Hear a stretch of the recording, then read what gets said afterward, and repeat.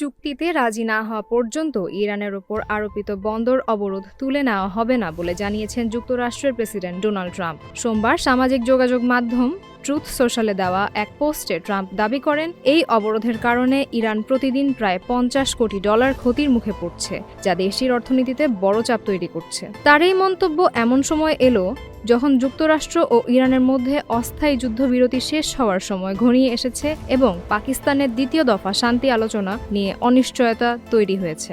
এদিকে ইরানের পররাষ্ট্রমন্ত্রী আব্বাস আরাঘচি পাকিস্তানের পররাষ্ট্রমন্ত্রী ইসহাক দারের সঙ্গে ফোন আলাপে অভিযোগ করেন, যুক্তরাষ্ট্রের যুদ্ধবিরতি লঙ্ঘন কূটনৈতিক প্রক্রিয়াকে বাধাগ্রস্ত করছে। তিনি জানান, ইরান পরিস্থিতি বিবেচনা করে পরবর্তী পদক্ষেপ নেবে এবং দুর্বল অবস্থান থেকে কোনো সমঝোতায় যেতে রাজি নয়। কূটনৈতিক সূত্রগুলো বলছে, উত্তেজনার কেন্দ্রবিন্দুতে থাকা হরমুজ প্রণালীতে পরিস্থিতি ক্রমেই সংবেদনশীল হয়ে উঠছে, যা দুই পক্ষের জন্যই বড় উদ্বেগের কারণ।